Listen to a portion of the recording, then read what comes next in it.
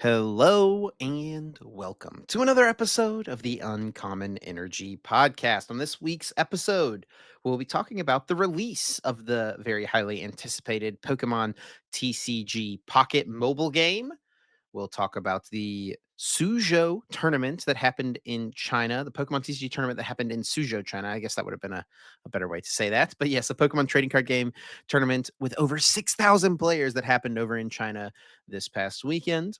We will take a look at City League Watch. We do have a new set that's coming out. Japan has been playing with it. Let's take a look at some of those early results and figure out what is performing well over there as we get ready for the next few regionals coming up soon. We will, of course, have Guess That Flavor Text, everyone's favorite segment of the podcast. And then we're going to close out this week by talking about the results from the Philippines Premier Ball League tournament that happened this past weekend over in the Philippines, and then also how that may impact the Gdansk Regionals coming up this weekend. And then, of course, we will have our weekly bonus episode exclusive to our YouTube channel members and also our Spotify subscribers. My name is Chip Ritchie, joined here as always by my friend and co-host Azul GG. What's up, Azul? How we doing, buddy? How has your week been? Pretty good, Chip. I did tune into that tournament that happened over in China. Didn't watch all of it. Was kind of unprepared for it to be going down, and would have had to have stayed up to like 6 a.m. on day two to have probably got to the end of it. And you So just don't, have the right drive to do that. So no, maybe next time. I think I might commit a little bit more next time. But yeah, watch some of that content stuff as usual. And I actually went to a pre-release, my first premiere event no of the shot. yeah, it was I on don't believe you. Did you really? yeah. When was it on? Did I go on Saturday or Sunday? Sunday, I think. I don't even remember now that I'm thinking of it. Over the weekend. But yeah, went 3-0 in the pre-release. My deck The rich get was richer. what was my deck? It was the bird, Quaquaval, and Rabska. I got the how do they work? Is it like there's Well, you had the multiple Chien Pao promo, right? yeah, Chien Pao promo. Yeah. That means you always get Quaquaval, or how does that even work? No. I don't think so. So it's like there's two. I think I think honestly there was don't like know exactly how it works, but yeah. there's like 4 There's different definitely promos and then yeah, multiple different seeds. I think like 4 or so different seeds that can be like intertwined and mixed together. yeah. So there's like the ancient stuff, but it's like maybe a little bit different for this one. This set was honestly kind of a weak one for a pre-release, to be honest. The like card pool options don't feel the best. I was kind of realizing that. I also went to a pre-release this weekend. I actually also had the same promo and seeded kit as well. So that's kind of You funny, had but the Quaquaval and the Rabska? yeah, I did. Yeah. I had the and what I it was funny, like, I got a Durant EX, and then I got a Oh, Cleffa, so I just went, like, my most of my deck was just Durant Cleffa. what's the Cleffa do? Not Cleffa, excuse me, Smoochum. Okay. Smoochum. That accelerates 2 basic psychic energy to one of your bench Pokemon. Oh, that's So I pretty just good. yeah, for 0 energy, so you retreat to that turn 1. Oh, I also pulled I pulled 3 Surfers. So I just, like, had a ton of draw supporters and mobility. Get to the Smoochum gets to the Ant, start swinging with the Ant. But, it was pretty fun. I do enjoy pre-releases. I just haven't been to one in I think the last one I went to was, like, Cosmic Eclipse or something like that, so it's been a while. That's They are awesome. definitely pretty fun to play in. How You did, meet any viewers of your content slash podcast listeners out there? Anyone who was no, surprised to see you or anything like that? no, Okay. not this time around. The one of the people I played in the first round was, like, they'd only ever played in, like, a couple pre-releases, like, their 3rd pre-release total, so they're completely new to the Did you game, more of a introduce yourself and collector. be like, "Hey, hope you're ready to have fun. I've won 2 international championships." No, that did not come up, but That's funny. yeah, the pre-release was pretty fun. What How would did you do what would you do if someone, like, sitting down, they're like, "Yeah, I just started playing. How long have you been playing?" You're like, "Oh, I I started playing did in 2010." Like, I did mention that to him, yeah, we that did come up in our okay. chat before the round started, was just like, "How long you been playing?" And he was like he was more of a What if collector what how would and you stuff answer the like that. question if the guy was like, "Are you good at the game?" Uh, I probably would've been like, "I'm okay, I play quite a bit," or something like that. I'm okay. That's Yeah, so sick. that's probably would've But been yeah, the I went to a pre-release as well. It's actually kind of funny. It worked out. So like there's a shop that's kind of far from where I live that does a midnight pre-release, but it's pretty close to where my parents live. And it just so happened that the last set release, we were visiting my parents for the weekend. And then this past set release, we visited my parents for the weekend. So I was like, you know what? I'll just hop up for the midnight pre-release. Um, and it was definitely fun. Yeah, I had the same seated kit as you. I did make one grave deck building decision though. So I had some Mm, kind of funny things with my pulls. Like I pulled a Executor EX, but no execute, of course. So I could not use my Executor EX, but I did pull two A specs. And if you don't know, in a pre-release format, you can use as many of a card as you pull. So like you including can, Apex? yeah, including A specs. So I was able to play Mm, two A specs in my deck. That's what the guy, I wasn't totally sure, but that's what the guy who was like running the tournament told me. But like I know for a fact, like I got the Quaxleys in my kit, right? If I yeah, had pulled two more I Quaxleys, I yeah, could have played five Quaxley in my deck if I wanted to. Like that is a rule with pre-releases. But yeah. he said that extended as well to A spec. So I played the tool A spec that when something it's attached to gets knocked out, you get to search your deck for three cards and put them in your hand. And then the cart card that lets you just go fill your Oh bench. my That was gosh. it was kinda nice because my kid also had a Yeah. Buddy Buddy Poffin in it, so I was, like, filling my bench constantly. And, I went 3 and 1, unfortunately, though. They had 4 Mm, rounds, went with the 3-1. I actually like that this store gives, like, prizing for their pre-release. Some stores, like, they will just it's like you get your pre-release kit and you play the pre-release, and then after it's over, you get, like, 2 or 3 packs for playing in the pre-release. yeah, And then some stores will give prizing based on like how well you do in the pre-release, which I think is like kind of nice because it adds a little bit of that competitiveness to it. And most everyone seems like kind of okay with it still because they still get something at the end, right? Everyone still yeah. comes away with something. I like it. I like putting a little something online. I remember this is before I started playing as well, but pre-releases you used to get like a booster box for winning a pre-release. No, that was like while Um, you were playing. You just weren't going to pre-releases, I don't think. where people, I don't think that was at any of the pre-releases I ever went to when I started in 2010. I don't think they were, but I heard about that like in 2009 and stuff. Maybe it was, and I just didn't win. Uh, That's probably what it that's that is probably what it that's was. probably what it was. But even the pre-releases that I was going to like after the cool thing about pre-releases used to be when they would do drafts afterwards. That used to be the cool thing about pre-releases. They would do draft and they would have decent pricing for those drafts. I remember winning a draft and getting like 18 packs or something. So basically, pre-releases back then you didn't have kits. You would just get like 6 packs. You would buy into the pre-release, get 6 packs, open that, play with your 3 rounds. Like the pre-releases work now, but it wasn't kits. And then after that, they would do a draft. So if like the TO had leftover product, then you could like play in the draft where you would draft cards. Like if anyone's ever done like a magic draft, like a sealed draft where you open a pack, take a card, pass the pack, and then you would then play um some rounds of Swiss. Maybe we even did top cut. I don't even remember to be honest. But then they would have like Was it like better pricing for organized like by the first. shop? Yeah, it's like the TO, whoever was TO in the event, That I they would think that do it must have just been a afterwards. thing that TO did. That wasn't like an actual organized way to play the game, I don't think, like from Not Pokemon. officially, but I'm pretty sure most pre-releases back then did it. Like Well, yeah, most most people of the did it. ones you went to. No, no, no. Like it was like a global thing. Like at least in America, I Mm. think most people, like most, if I'm remembering correctly, like most pre-releases, most people like that was like a thing that people did. I don't. It wasn't like Well, it wasn't just a there's no thing proof at of it or anything like that, so I don't know. That's what you anyone who told used me to last play week back with Birch, then. bro. Anyone who used to play back then, chime in the comments. Was it just the New England thing? Because every pre-release I went to back in 2010, 2011, 2013, they did stop at some point. We stopped doing the draft stuff at some point, or maybe I just stopped going to pre-releases, and then kits came out and they stopped doing it. That might have been it. But yeah, anyone who used to play back then, was it happening your local area as well, or was it just like a New England thing? Might have been. Um, but yeah, I did make a grave deck building error in my pre-release. I cut the Wo Chien from my deck because I read the card and I was like, this obviously seems pretty good, but I've got That these card is terrible. Rabskas, and I think if I am getting to the point where I have that few cards in my deck, I'm just going to be winning with Rabska. That's like what my thought Yeah. process was. And then I had a situation in the one game that I lost. My opponent literally they went second, and then on their second turn, I had a hand to set up to get turn 3 Quaquaval, which felt pretty nice. But they went their turn going first, they got TM Evolution, and then turn 2 they got 2 Quaquaval in play, including their active one, which they rare candied and knocked out my Quaxwell.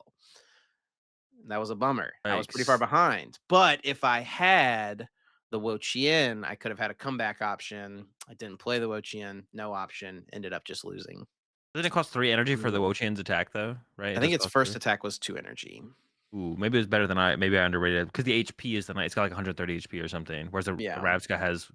Yeah, I cut the Mochi in as well. I was like, if I get that low, I just need one more knockout. Rabska will be there. The Rabskas were terrible. We had the Probably same just shouldn't have wavelength, played you them. know? Yeah, the Rabskas were terrible. I probably just shouldn't. I cut them initially when I was building my deck, but I was like, I got a lot of room here. I guess maybe if they have like an EX and I can get, but I'd have to hit like I'd have to like go explore into research, like which were like the two heavy draw supporters to get to like deck out range fast enough. I felt like so, but I did Yeah. end up playing them. But I never attacked with the Rabska. I did pull Alicia as well, which was so broken in the pre-release to have, like, a gust option when no one else Yeah, does. That was holy so sick. smokes. My deck was pretty cool for, like, the format. But yeah, pre-releases are a ton of fun. If you, are hearing us talk about it, you should go check them out because 'cause they'll still be happening this weekend and stuff, and they happen with every single set release. Have you had your enjoyment of them reinvigorated? Do you think you'll go to more pre-releases in the future?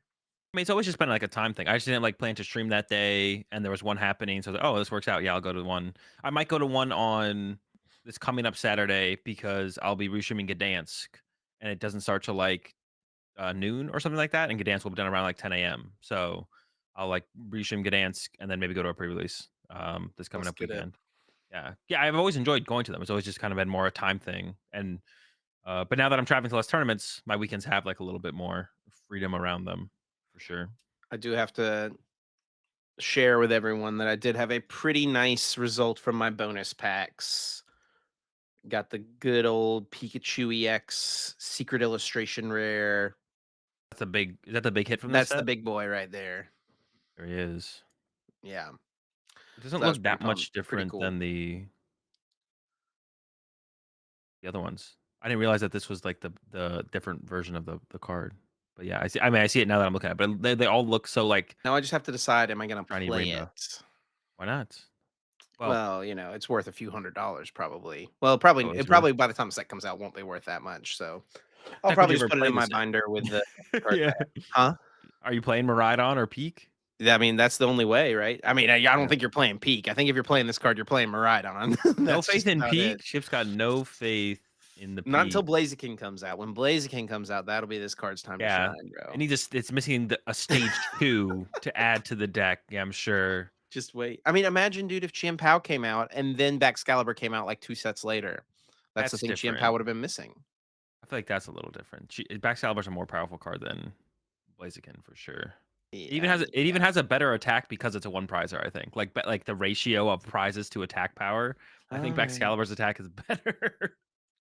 True, true. But we had some fun at some pre-releases. It was good. It was definitely a good time. Good times. I'm not gonna lie, I did not expect you to say, "Oh, yeah, I went to a Yeah. pre-release." So that's pretty funny. Yeah, I'm not going to any major terms this year. I'm just going to pre-releases, as many as possible. Azul thought that if you want a pre-release, you got a Worlds invite. Oh, bad It's my news, win. buddy. I didn't even win, dude. On Resistance, I got second, so I Oh, gotta go they back. should I have gotta given go you back. one more round. They should have given you one more round. Yeah, we only did 3 rounds. We only did 3 rounds. Um, all right. Well, uh, Pocket is dropping or has dropped, and that's what we're gonna talk about next. Yeah, Pokemon TCG Pocket. For anyone who doesn't know, it's the now officially fully released mobile Pokemon TCG experience. It's out there. I'm gonna be diving into it a little bit myself. I got the stuff I need to. Me and Chip were talking about this before the podcast. What should my setup look like for this? I was thinking about like using an emulator or something like that. And Chip was like, "You have an iPad. You should just do it through your iPad." So I like ordered all the stuff I need to be able to like capture card my iPad Yeah. to get that whole setup cooking. So I'm gonna be streaming some Pocket for sure in the future. And I actually mentioned this on my stream before. I think if they ever make it so you can earn a Worlds invite, if there's a World Championships for Pokemon Pocket, I think I'm gonna try and get my invite in Pocket for Well, sure. I mean, that's pretty That'd be you're cool. committing pretty early. You've not even played a game of the thing yet. I could hate it. If I hate it, obviously not. But if it's like a reasonably enjoyable game, then I definitely think I'd want to go for trying to be competitive in it as far as I could go with it. Because that'd be cool to make that my next thing I try and be competitive in Yeah, as it's kinda well. cool because like, it's not supposed to come out until tomorrow for us, like, today, if you're listening to the podcast today, it comes out. Like, it was originally supposed to release, October 30th, which I think Yeah. everyone just kind of assumed, like, means October 30th, like, midnight Pacific time or, yeah, East Coast time, something like that, but they released it a few hours earlier. It's, like, around 9 o'clock East Coast time. Yeah. So that's kinda cool, like, a random little, like, little early nice surprise. I will say it does seem like the social media team from TCG Pocket is very um active. Like they're putting stuff out there, they're replying to people. They've done a good job, I think, in like the build up to the game coming out. So we'll see. It seems like the support for this game is there.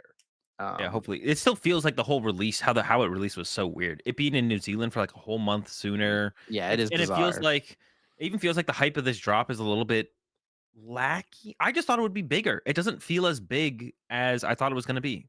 I don't know if you feel the same way, but it feels like the hype around it, the people talking about it, and maybe because there was such a big gap between It's probably when it first for released in New Zealand. us it's probably feels like that because we're so involved in the game, right? Like Yeah. some people who like like saw the announcement of this game at Worlds probably have not seen anything else about it since they like pre-saved it on their phone and they got a notification like, "Oh, this game is ready to download." Okay, boom, let's go play it, you know?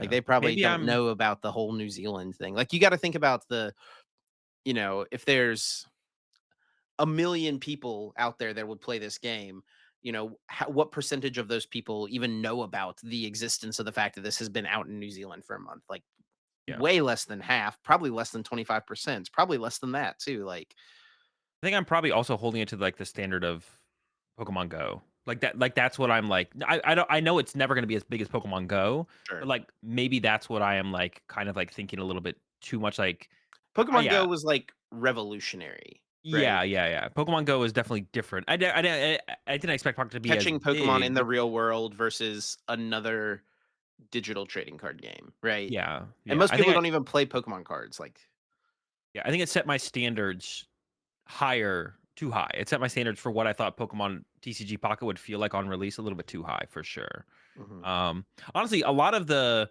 attention, most of the stuff that I've been seeing around TCG Pocket has been negative for like, but the takes have been terrible. what do you One mean? one person even posted in my chat, like I think I talked with you about this. Uh, J Love got a little backlash on Twitter for a take. We talked about that when I Oh, was about the artwork? yeah, about how, the artwork is just digital and will never be accessible IRL, and that's fine. And I agree that that is fine. Actually, someone in my chat, I think, the other day kind of bring that point up, and I was like, I mean, it's just it's like something more than there was. Then, so I don't understand how it's like a negative thing, but they were making it seem like this is like a negative, will have a negative impact on the Pokemon TCG in the long term.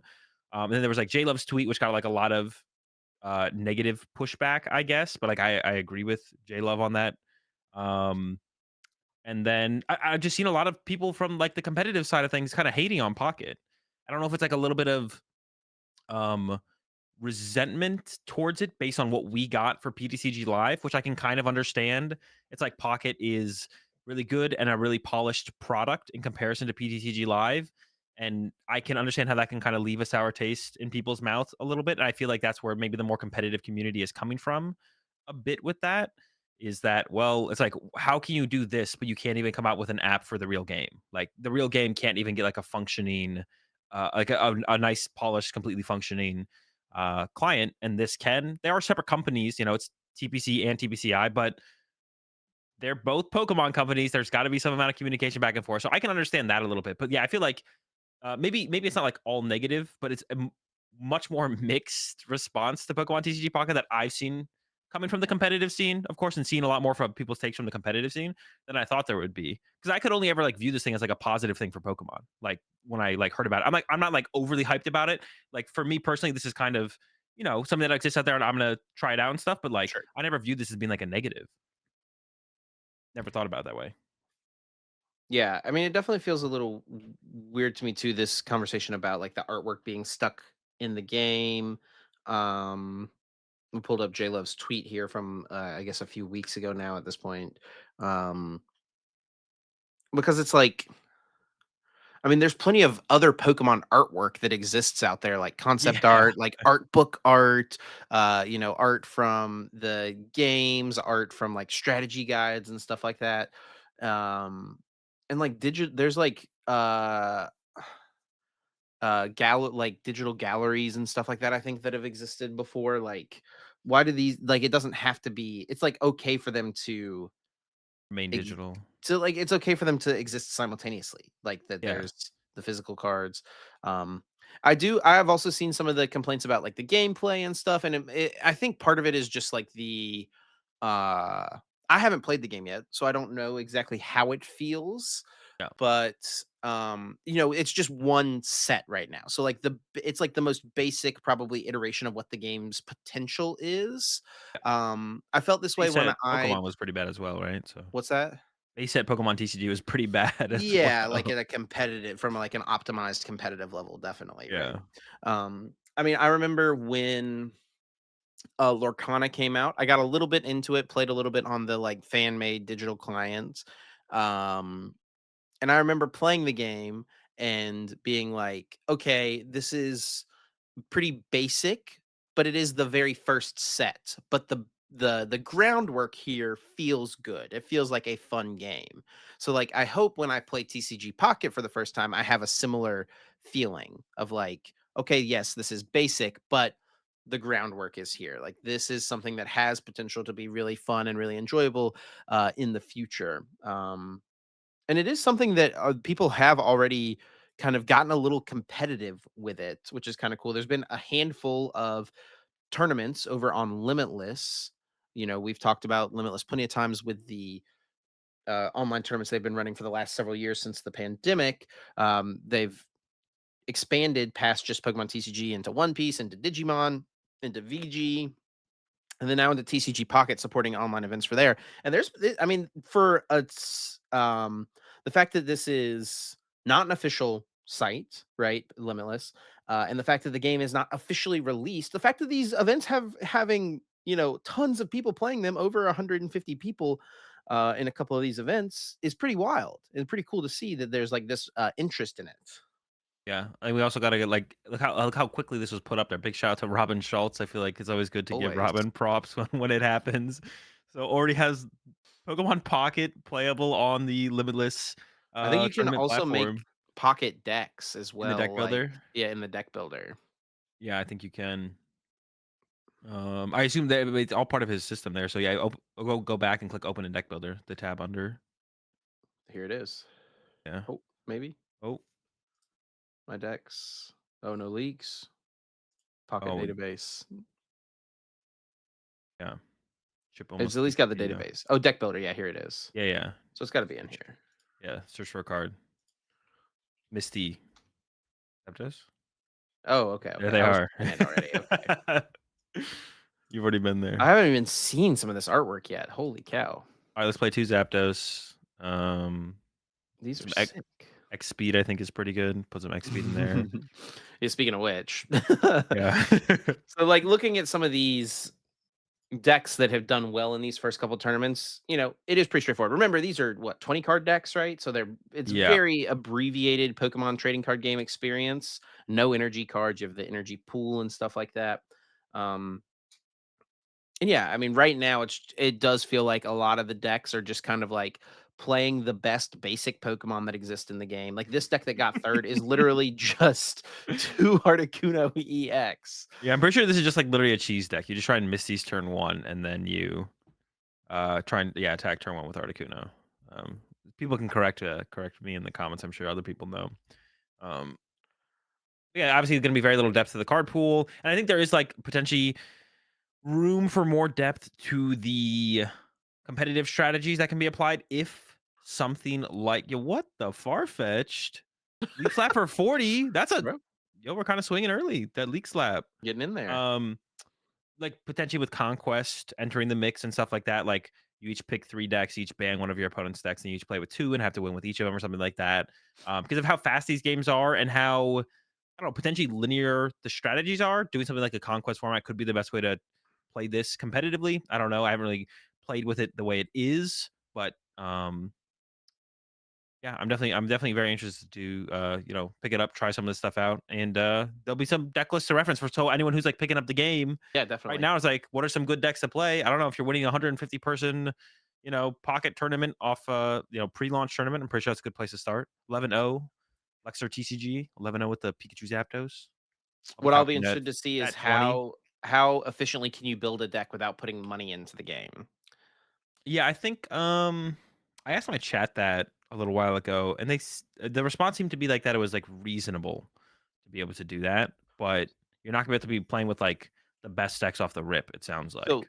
so if, we're gonna be talking about TCG Pocket on the podcast, could we, like, justify it as, like, a podcast expense to, like, use the podcast account to buy packs on TCG Pocket? What are your I think we could. thoughts? I think that could be a I'm pretty sure Oh, that is let's a go. I mean, that's basically free money then. I mean, Yeah, there we go. Chip will be playing the optimal 20, of the Pikachu Zapdos. optimal 20, bro. Yeah. That's That's so good. much less to optimize. That's one third of the optimization required to get to the optimal, to get the optimal 20 there. Good to go. Let's go. I'm excited to play and try it out. I want to see. I hope that the single player experience is fun. Like, I would. I don't actually know for sure if there's like uh challenges and like story mode esque type things to do, like AI or computer to play against for the basics. Just to like as you're getting familiar with the app. Yeah. Tutorial type things. I don't know. I'm excited to try it out. We'll give kind of more of an in-depth follow-up next week. But let us know in the comments if you've been playing the game. Are you enjoying it? And how much money have you spent on TCG Pockets? Yeah. What does your investment look like so far?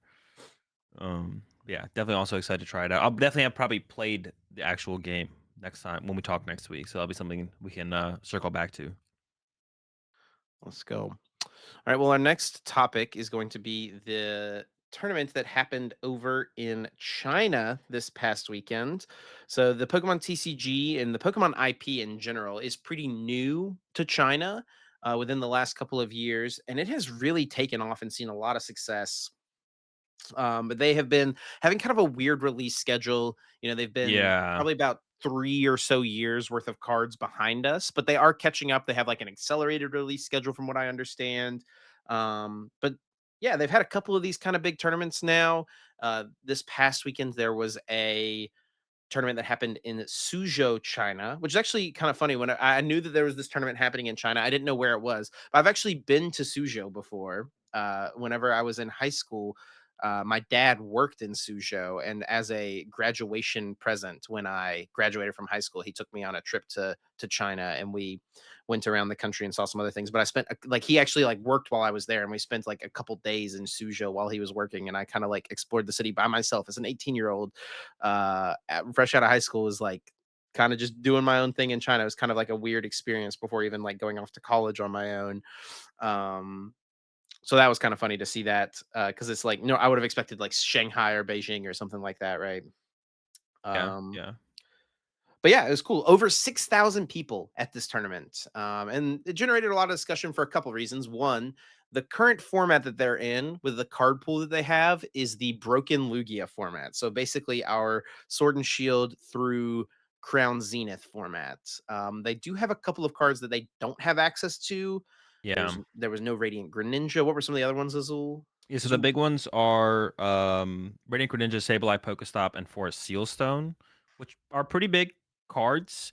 And it's not that they're banned, it's just that they get cards like they're playing roughly the formats that we Yeah. played for the majority of the card pool. Like Broken Lugia is still Broken Lugia, but some cards are just kind of missing and delayed. And all the responses I heard from players who like play in China are that basically they're just trying to make it so all the sets have some competitive value to like sell. Basically, is what it seems like. What the players' thoughts are on it. It's like they're just always making sure there's good cards and everything, so you have to buy the next set.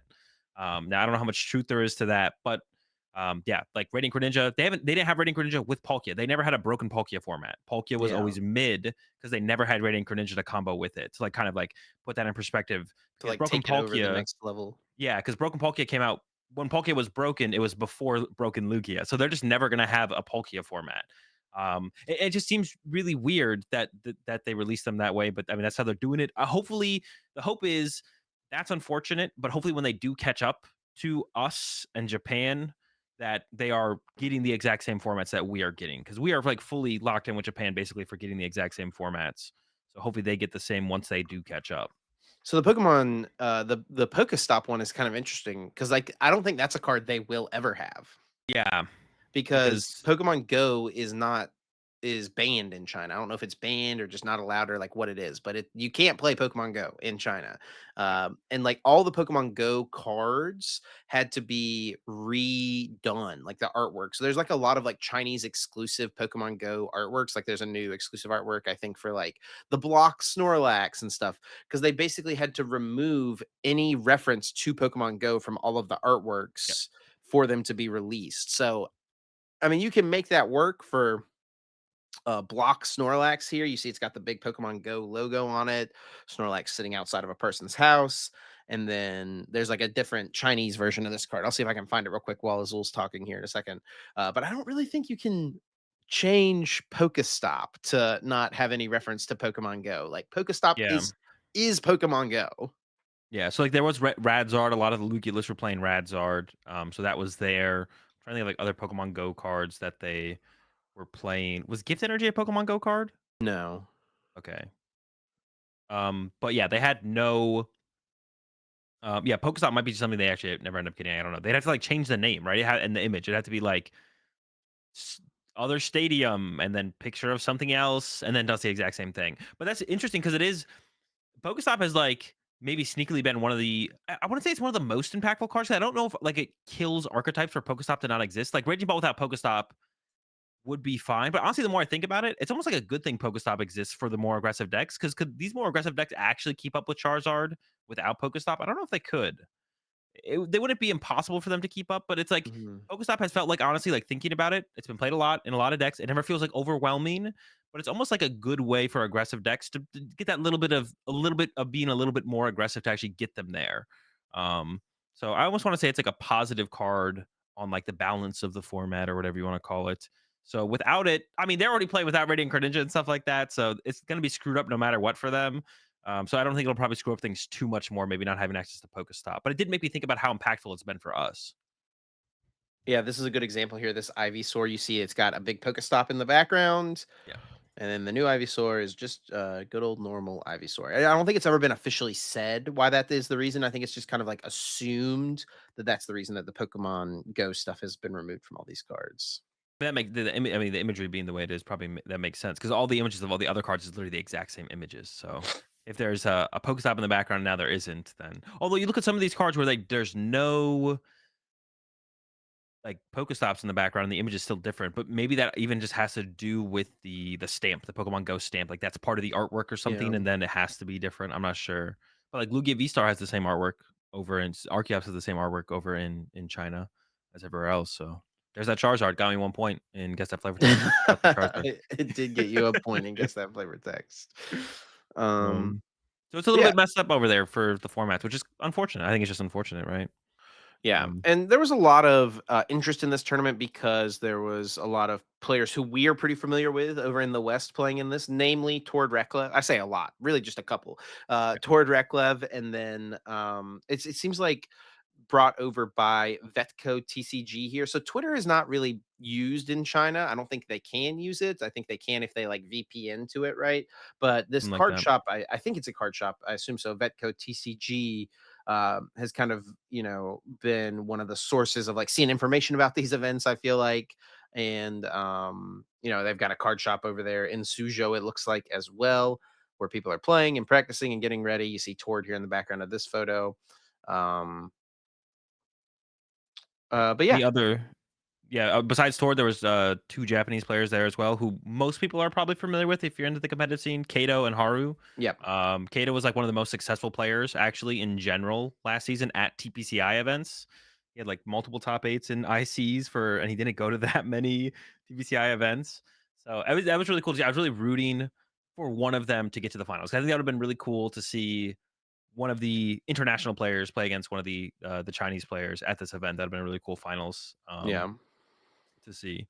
But, yeah, they all came up a little bit short. I think they all made day 2 at the very least.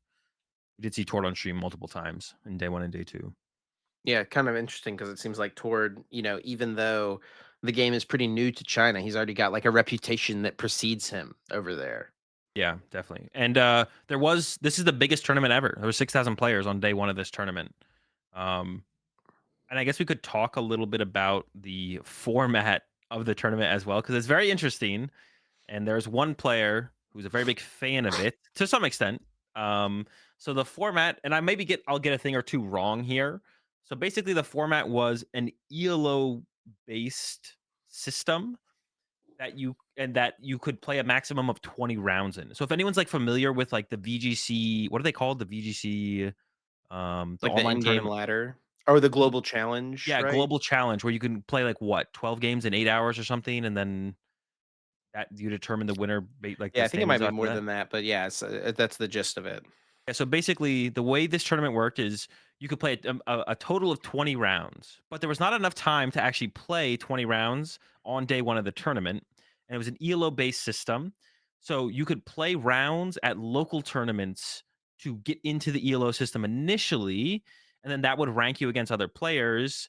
And And then, basically, for anyone who doesn't know, like, what an ELO system is, it's like when you first start out and, like, make an account, like, you start in the game, you get, like, a base level ELO, a base yeah. rating, So we and then call it like every time 5K. you play against someone, your rating is compared against their rating, and then you gain or lose points of your rating dependent on how high or low your opponent's ELO rating was. Yeah. So like in theory, like this is the system that chess uses and very like the most famous user I would say of it for sure. Where you effectively it's a good measure of the skill of the person you're going up against, how good they are at the game. And so like if you have a low ELO, um, and you beat someone with a high ELO, you would jump a lot of points, but then that person would lose a lot of points. But if you play someone who has a similar ELO to you, you're going to gain and lose a smaller amount of points because you're playing someone who's at a similar level to you. Yeah, and it's not a requirement, but, like, the way, like, all the chess ladders work and stuff is you'll get paired against someone of similar ELO when you queue up, and it was Yeah. same for this tournament as well. So you could play some rounds before the major tournament even started. You could play 20 matches before the tournament even started at local tournaments. You could play a max of 20 rounds between the local tournaments and the physical, or and the rounds or the matches at the actual tournament, and the way it would work is you'd go on your That's like phone. confirmed how it would work. Hadn't heard Yeah, the. yeah. Okay, okay, So interesting. basically, the way it would work, but at the actual tournament, there's my understanding was from the Chinese players who were in my chat talking to me about it was like you don't really have enough time to actually play 20 matches at the actual tournament. So someone like Tord was probably at a disadvantage because he had like built up no local rounds before that. Um, and actually, actual tournament, you would just take out your phone, enter the queue. So just imagine playing on PTCG Live Ladder. If your Arceus League is going to try and pair you against someone of similar rating on PTCG Live Ladder, it's the exact same thing. It would match you to someone, give you a table number. You go to your table, sit down, and then I believe you click start on your phone to start the timer when you started your game. And then if you got donked, you could immediately get up, report it on your phone, and then click queue up again, find an opponent, go sit down at the table it told you to sit down at across from your opponent, click start, play the game, donk them, get up, clicks the queue again, and just like proceed until you're done playing. And Yeah. there was like a breaking point. I think Tord went So 8-0 and was in like theory, guaranteed day two. yeah, in theory, like with this system, right? It's like you could play your games and then at some point in the middle of the day be like, I need to like relax for 15 minutes, go outside, get a snack, something Yeah. like that. And you could do that, right? Like you could Yep. take your own little break if you needed to. You can just grind all your games out immediately if you wanted to. You could start the tournament later if you wanted to as well, right? Yeah. Yeah. You basically have control of when you want to play. I'm not sure. Yeah. So like I said, Tord, I think went 8-0. And I think that basically his elo was high enough at that point that he could just like effectively drop. You can just Yeah. stop playing. And then What was it um what was it that you needed to get from day 1 to day 2 of the tournament? they took the top 1,200 players, I believe, in Okay. elo. So, I don't remember if it was, Like yeah, I top think it was the top, 20%. yeah, and then, I mean, I'm looking at, Haru's Twitter right now. It looks like, um, it maybe Haru did not make day 2. It looks like ended up 1,800, but was only able to play it looks like played 16 rounds, in the tweet that I saw from Haru. Um, Maybe Haru didn't. Kato did make day 2 because Kato was, I think, on stream round 1 Of the second of day. the second day. I'm not sure what Kato's final rating was, Yeah. um, but yeah. So then they took the 1,200 players, the top 1,200 players in Elo from day 1 into day 2, and then day 2 was, and this is all single elimination. Oh no, this is all best of 1 as well. The whole tournament's best of 1, 20 potential matches to be played, and then day 2 was like a Look at normal Swiss tournament. Look at this 10 stage. They have them playing in, like, a little yeah, cave. in the pods. That's kinda Um cool. yeah, so day 2 was 10 rounds, Swiss best of 1, like how we would run a tournament, but 10 rounds best of 1, and then ELO at that point became tiebreakers. Also, if you were the top 10 in ELO, you got 2 rounds bye, I believe, and then if you were in the top 100, you got a 1 round bye in day 2. And then they cut to a top 16 single elimination, best of 1, where the finals was best out of 3. So the only match that was best out of 3 was the finals at the end. Um but, apparently, all the players from China in my chat, I think the system seems terrible. All the players who said they were from China in my chat said they all hate the system, and everybody hates the system. Oh, So, really? That's kinda interesting. well, I think the system seems terrible. I'll say that. I think it seems bad. I just wanna know what I need to make from day 1 to day 2. I want set rounds. Um, yeah, the whole, like, having to rush to play rounds and stuff, like I don't know, it just seems super chaotic and all over the place. So I don't like the idea of it. And yeah, everyone who was said they were from China who were in my chat while I was watching it said they don't like it, and basically no one likes the system. Well, this tournament structure did definitely generate its fair share of discussion, I think to no one's surprise, Yep. centered around Jake Gearhart, who Jake. tweeted out, his kind of thoughts on it, why he liked it, why he didn't like it.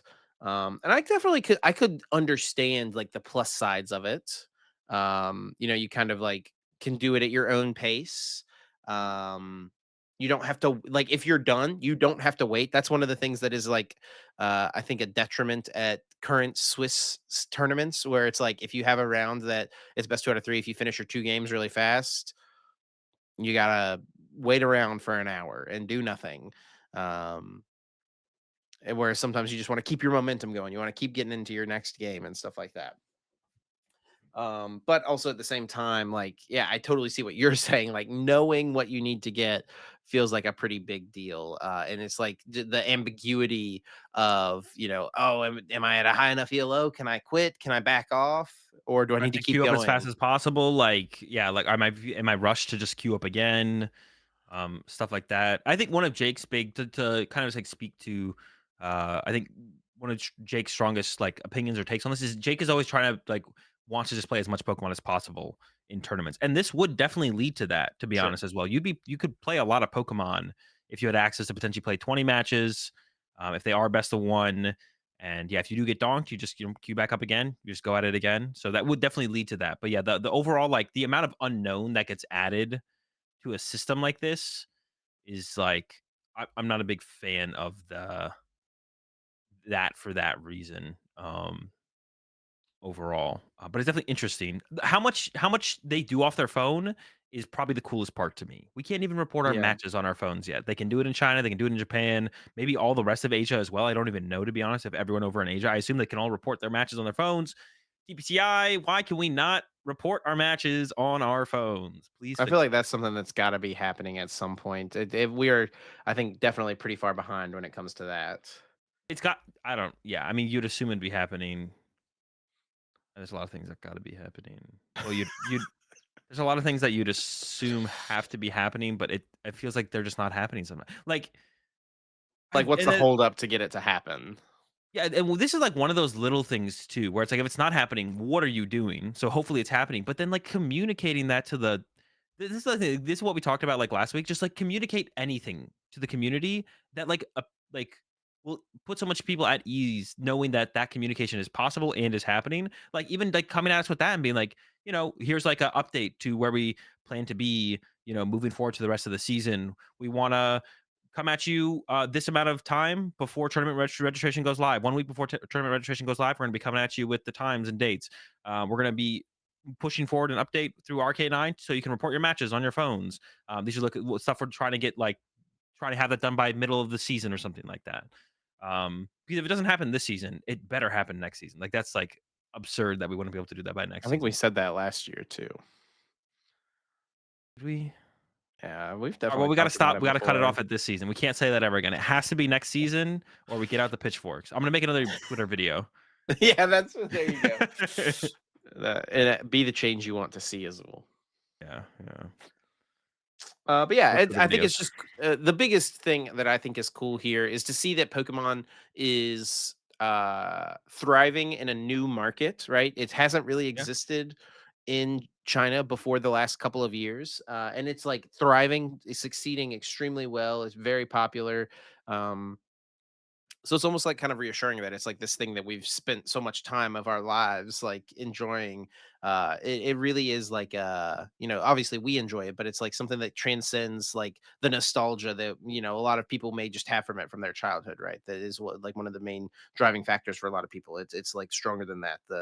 The quality of game or like the interest in the cards and stuff like that, whatever it is real outside of just us. Yeah, for sure. No, it's really cool to see. I mean, they had this was a day one. There were 6,000 people at the tournament. I think in the system, like in the ELO system, I think I saw some people say that there was 10,000 people total who were like in the rankings Including of the like the ELO. locals. Yeah, like people who like played in locals, played some matches, but didn't go to the major tournament. There was like 10K plus players who were like in the system. And then there was 3 Chinese players at Lille. Their Chinese player got top 16 at Worlds. Like, yeah, it's really cool to see a whole new bunch of people playing the game. And yeah, they literally are running the biggest tournaments in the world. They had 6,000 players at this thing. So it's really exciting. Going to be exciting to see. You know, hopefully them catch up to us in release schedule, and then not have cards get held back in a weird way after that, and then if the players over there truly don't like the tournament system, hopefully that could change for them as well. Yeah. Honestly, like I mentioned this on my stream, as far as I can tell, everyone in Asia, all of the players do not like their tournament structures. Every time I there's someone um from Japan in my chat, from China in my chat. There was even the tournament in the that we're gonna talk about here in a little bit over in the Philippines, right? Yeah. They're all playing best of one and they all hate it. TPCI is running like even if you don't like best out of three or the current TPCI system, it's at least split at least 50-50. But I think more people like TPCI system than dislike it for people who are playing it. It just makes no sense for TPC to not at least copy TPCI system. What TPCI is currently doing at American, European, any TPCI region tournament, it's really weird to see how much the players seem to dislike what TPC does, and then to not see TPCI, then not to see them copy TPCI, and then potentially even improve on what TPCI is doing. Because you might not think TPCI system is perfect, but it seems like the players almost unanimously hate what is going on over in Asia. Like they just do not like it. So it's really weird that TPCI is not changing things, and at the very least copying TPCI. So I don't know. I feel kind of bad for the players in general with that because it's been that way for a while. It feels like. Speaking of tournaments and what's happening out there, let's take a look at City Leagues, get into our little bit of City League watch. So they do have cards from the most recent set, Surging Sparks Legal. I don't remember what it's called in Japan. What's it called? Supercharged breaker. Supercharged Breaker. That's definitely a little bit cooler than Surging Sparks, I'd say. Yeah, yeah. I feel like Everything it's a they're little bit more intense, I guess. I feel Supercharged Breaker. I think that's true for their set names and sometimes their attack names. The attack names sometimes get toned down a little bit when they get translated to English. Like the initial translations are like, "Oh, that is a little bit more extreme," and then when we get the official release of the card, it's Yeah. toned down a little bit. There's like that Incineroar. I always like to point out this card from I think it's like Shining Legends. Let me see. It is from yeah, it's from Shining Legends. When this card first got revealed, it's the direct translation of this first attack was GD Punch. That was like literally the direct translation. But when it came out in English, it was Profane Punch. GD You don't know what GD is? like punch. Yes. Oh, really? I was like, how does that even make any sense as like a Pokemon attack name? Well, I guess it's like the translation though. Like Yes. it's like the Yeah. yeah, yeah. Profane. Profane Um, Punch. oh, one more thing I did want to mention when I Let was me make going on note of my my timestamp here so I can go bleep it out in the editing for the second all time ever. All right, right. continue. Oh yeah, if you feel differently about if you're over there playing in Asia and then anything like this is what all I'm just like kind of repeating stuff I feel here from my chat, but I definitely want to know how the players actually feel about that over there. So if you feel differently or if you feel like the community sentiment is different over there, let us know in the comment section. Do you guys Yeah. actually like Best of One? There's no way, but don't lie to yourselves anymore. You know you hate it. But yeah, actually let us know in the comments over here. I think I said let us know in chat. Let us know in the comments here on YouTube. For sure. 'Cause I'm definitely curious. But yeah, Well, here's the results from the city leagues, looking at the decks that have won most recently, and there's really a lack of Pikachu, which I think is a little disappointing. I think yeah, something people would have been looking forward to a little bit. We've got this list here, which uses Pikachu. Oh, actually, I did see this list. This is pretty got him. interesting because it's got Pikachu and Terapagos EX in it. The Terapagos is like you look at it and you're like, okay, why exactly are we playing this card? But the energy type does kind of line up because you obviously do want to play water energy for Mm. Radiant Greninja still. And so it does work to go like water, lightning, grass on the Terapagos. And this attack is like, it walls some of the decks that exist in the format, right? That's kind of cool. Yeah, Roxanne, Crown Opal, or something like that in the late game, maybe. I mean, you could just like you should punch a Raging Bolt, and then it's like you have no, they have no two prize option to maybe KO in the next turn. The only thing is you don't have like Sableye to like like to take full advantage of that kind of damage that's left around, but maybe Radiant Greninja gets involved.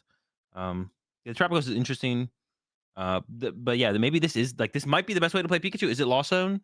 I kind of wrote off this build of Pikachu because I was like, I feel like Lost Zone has better ways to do that, and it feels like you're just like stretching your energy in a weird direction. Especially because like we look at this list, like could you really fit Sableye in here? I guess you could cut a Lightning to play one Sableye, one Psychic or something, maybe. But it seems like a little bit of a stretch overall. But yeah, Yeah, I I mean know this could like be the the new one. Michael Davidson crew, they said that like Sableye is the most important attacker in the deck that you use in Yeah. almost every matchup. Yeah, and they did play three basic psychics. That's what Davidson said. Is like that's the reason they played the heavier psychic versus heavier lightning count. Yeah. That's important. You just want to raw draw into the energy. I think did we look at this one last week? I don't think so. No, we did look at a Blissey Pikachu, I believe, but it probably wasn't this exact one. One lucky dude, they're trying to really get lucky with that one. Really trying to cheese with the lucky bonus Oh Chansey my here. gosh. Love Imagine to losing see to it. that and then like realizing they only play one of that Chansey. I feel so bad. This might be the most efficient way to set up Pikachu. You put the Pikachu down, you've got the Chain Blissey, them. you use the trumpet to load the energies onto your Blissey, happy switch them over to Pikachu, and you're swinging. There we are. I feel like Magneton's more efficient, but you do give up that prize card, right? So if we're not trying to give up the extra prizes to our opponent. Oh, but even the initial setup, you Yeah. also can like initially set them up through the trumpet as well. You don't have to play like a Joltik. I guess you could, yeah. Initially setting up your first Pikachu with Magneton feels kind of bad Or to for Rapagos sure. or something.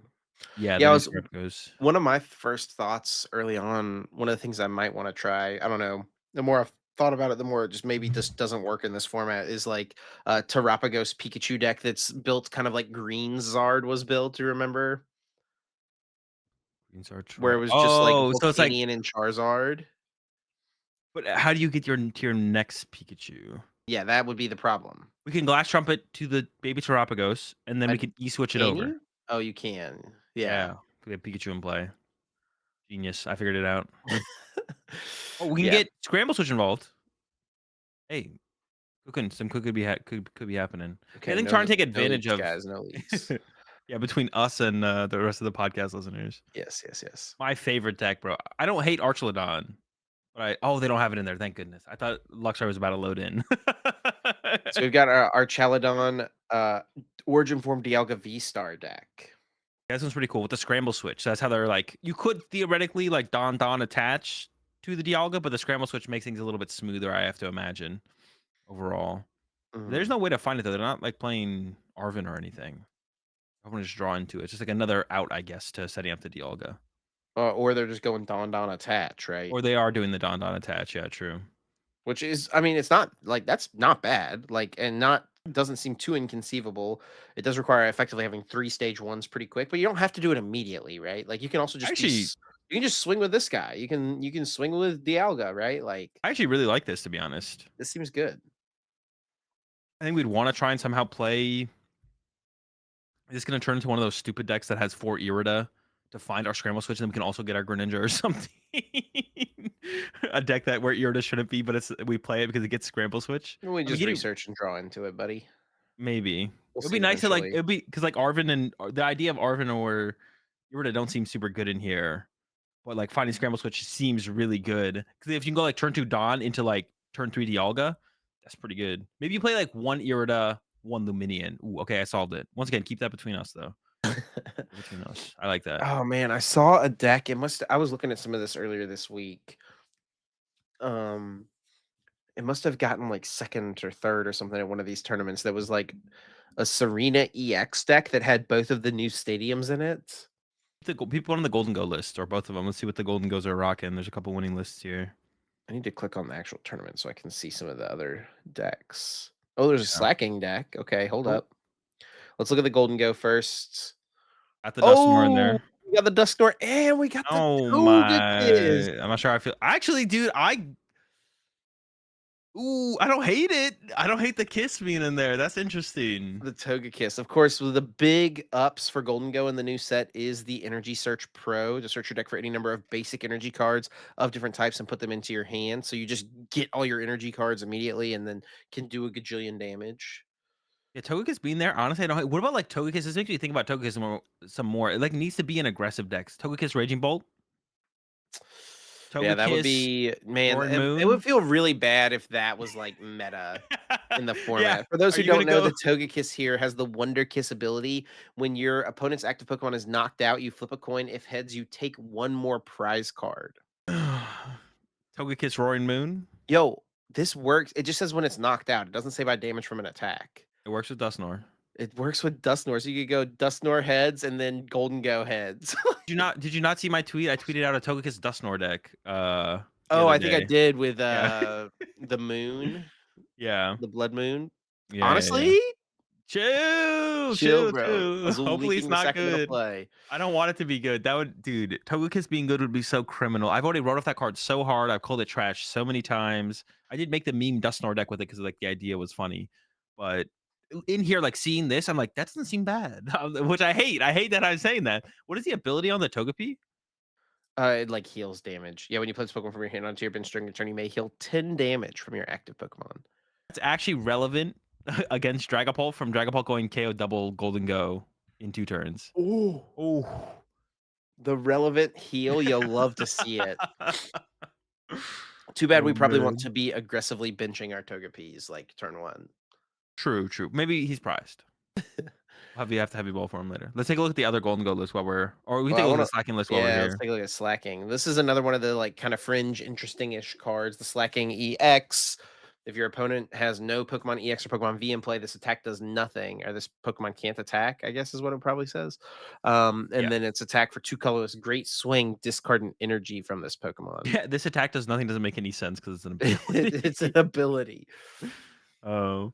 Yeah, the slacking is interesting. It discards the energy that's attached to it. This build little crazy. Oh, counter gain plus boomerang energy is kind of a cool combo there though. Yeah, it's definitely an interesting build here. Yeah, because then Combos with you're fan rotom, which is really nice. you can go Boomerang counter gain, and Yeah. then your counter gain is turned off because you took a prize card, and then you can just attach because you have the Boomerang energy Yep. still. Yeah, and you got some double turbos in there. Yeah, pretty interesting build actually, to be honest. I like what's going on here. The kind of game boomerang is pretty dope. Um, yes, peep that other golden go. Oh, there's a couple here though. Monkey Quite a Dory few. build. What is that one card? Spiritomb. Full Metal Labs. You're in the lab. Not sure how I feel about that. Pokestops No, pretty good. Was it minus 30, right? So we got 290 on that thing. yeah, but then they can just bump it. Those That feels those that passive feels stadiums are just not never that good. yeah, it feels weird to run that when the tool card exists that does minus 30 to a stage one, and there was 4 Arvin in that list as well. Unless they had both, unless they had that tool card in there. I don't Um, think so. There's Makes it a another little bit more Dusknoir build with the double Dusknoir. They don't know about the Togekiss technology. yeah, they're trolling out here. Also, Iridas but no Palkia feels really bad. Like that. This is literally what I was talking about. True. Like Yeah. it feels so bad to be doing that. Could be correct though. Well, we got a Hisuian Zoroark list. Now, dude, this Zork is so bad. Don't read into this one too much. Don't read into this one too much. Our the director of the TCG stream, Foz, this is the only deck he plays. He loves Hisuian Zoroark V-Star. It definitely got a buff from Stellar Crown. It's like one of those decks where it's like This deck is bad because stuff like Raging Bolt exists. Like it's like this is literally just a bad deck because Raging Bolt is just was so much better. Basically, Yeah. just heavy hitting, heavy hitting deck. Generally, I don't like to compare decks like that, but like that explains why Zoroark is bad, basically. Yeah. Um, One thing I will mention here as we scroll through here, there's not too much new as far as decks winning. There's the new ways to play Golden Go that's kind of popping up. Dude, I gotta Um, find this Serena EX deck. I think you just saw it. No I way. literally just saw Serena EX on the last one you clicked on. Yes. All right. Are you ready for this? Okay, hold up. What new cards would you expect this deck to play that like would make someone reconsider playing this card? For those who don't know, Serena EX, its ability. So you think this is a good combo or- and not just like a, it's I more than mean, just a it. synergy. I don't know that it's a good combo, but it does synergize. There's something new that comes Okay. out that synergizes with Serena EX. So it's a attack Lycia's appeal. Icicle Soul for 1 grass. You put damage counters on one of your opponent's Pokemon until its remaining HP is 30. Lycia's appeal. I don't know what that is. Brings them to the active and confuses them. Oh, So that no. way if they get tails, they get knocked out. They play each of the 2 new stadium cards. The one where your basic Pokemon where each basic Pokemon in play gets plus 30 HP, and where Oh. each stage 2 Pokemon in play gets minus 30. So what you do is you Icicle what's it called? Icicle what? Icicle Soul to with the stadium that makes it so basic Pokemon get more Ooh. HP. You know, you can Icicle Soul a Raging Bolt and then bump the stadium. Boom, they get knocked out. You can sit there and, Or like, trap them into it, like, punch a bunch of different things while you have your mask on, and then, like, draw 6 prize cards in a turn with the yeah, put the other stadium in play to bump it. That is super cute. yeah. Isn't that kind of cool? It is pretty cool, actually, to be honest. That one is But pretty cool. they also got the Monkey Wait, how Dory does in that here. read Briar for me real fast? I don't think it works the way I'm thinking it works. You do have to, like, It says attack to during take your extra turn, plus if stuff. the active Pokemon is knocked out by damage from an attack. Okay. Yeah, I was thinking, like, can we, like, hit 2 of them and then Briar, then knock them, but no. No, It's but not they that can good. Trop Kick to take that last 2 Yeah, prizes, 3 prizes. drop kick. Super cool combo, to be honest. Definitely cool. You know, I actually lost to a Serena EX at a league challenge. Chip always be, like, self-reporting out here. I'm not gonna Do you want me to give you my bad beat story or should we move on? No, now I'm curious. Let us Okay. know. So I was playing Miraidon. This was a Deck. couple formats ago. And this guy, he's a good friend, but he just always plays decks like this. And like years ago, I lost to him in the finals of a cup where I was playing Green Zard and he was playing Slowpoke Psyduck tag team. Like it's like those are the That decks that deck he was likes to play. sick. Yeah. Yeah, it does have a very good Green Zard matchup in case you were Yeah. wondering. Anyway, but basically what happened, I was playing Miraidon and it was like the format where you played like Bravery Charms and there were switch carts. And so I was like, okay, I've got the ways to get around all of his Panic Mask things. Because you know, I can not put my Bravery Charm on something and then I can Bravery Charm it. So I get plus more HP so I can Yeah. attack. I can switch cart to heal after like he does it again, whatever, right? Like I had the ways. And I also had a Lost Vacuum in my list. Um, I opened up with Iron Hands and 7 energy cards with my draw for turn. And I went attach pass. Next turn, top deck, Professor's Research. Ooh, we're alive. I attach and I research and I get rid of all these energy cards and I draw some other non-playable hand. It was basically just I don't remember the exact sequence because it was like a while ago at this point, but I remember at the time just being like, this is like just the most obscene and unconceivable series of draws, like hitting the exact wrong card on the top deck when I have to research. So it's like just such ridiculous things, like getting no value from my Bravery Charm, no value from my Lost Vacuum. Oh, I think Lost Vacuum might have been in that opening hand. I think that was one of the things too. Like some of those cards just got discarded at times where it's like, I mean, I guess I could have just kept attached passing, but eventually the drop kick's going to get in there, you know, Yeah. like I got to do something. Drop But kick's yeah, going for it you. was just a ridiculous series of things that, and he did eventually get to the thing where you like do he board wiped me with the, what's the thing? The Braviary, Yeah. this thing, 3 damage Classic. counters on each of your things. Yeah. You have So it was damage counters. ridiculous. Yeah. Shout outs to Colin, the rogue deck enjoyer. Shout out Colin. Yeah. So like when we look at all the results of these decks, what I want to mention was we're not seeing that much new stuff winning these. You know, you dig into the top 16s and there's a little bit more new stuff. I've actually been putting there's like something about some kind of like novelty to the results from Japan, right? There's some amount of or like people value them too highly for sure. And I've been valuing like City League results lower and lower. Like it feels like every single set because um there's just so many other Pokemon players I that mean, need to no get one their was hands on the playing. cards. They had Um nobody playing Terrapagos in city leagues. Exactly, right? There's just yeah, there's just like so much more Pokemon. There's so much more brain power to put behind the cards that isn't behind them yet. So it's not to say that Japan can't come up with new stuff or innovate, but they can't do it all by themselves. Yeah. So yeah, I put very little value, and yeah, because it is Japan, because it's the new cards. I feel like just Japan in general, that's where the game is from. All of the biggest tournaments until China has now started having tournaments were always in Japan. They always get the new cards first.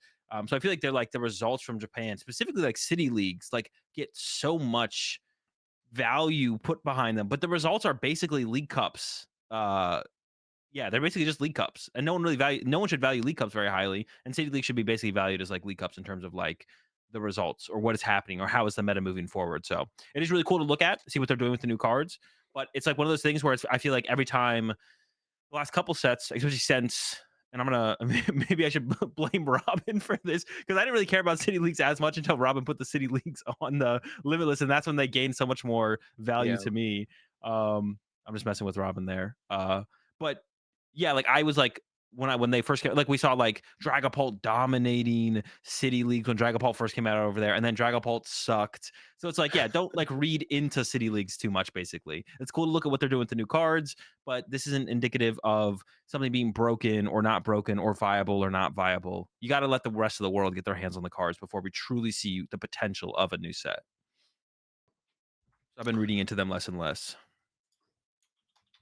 All right, Azul, you got any other of these decks that we should look at, or No, no, I didn't see anything else too crazy. I was definitely interested. I'm glad we saw the Togekiss and the Golden Go though. Well, I don't know if I am glad about that.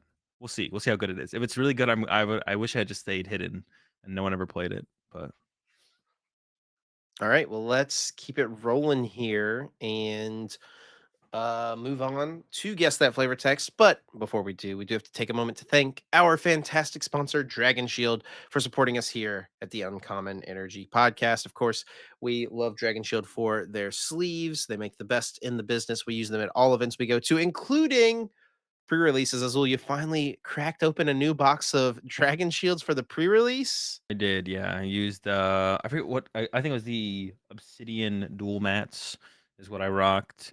I had them open previously because I used some of the sleeves to sleeve up some cards to put in my binder.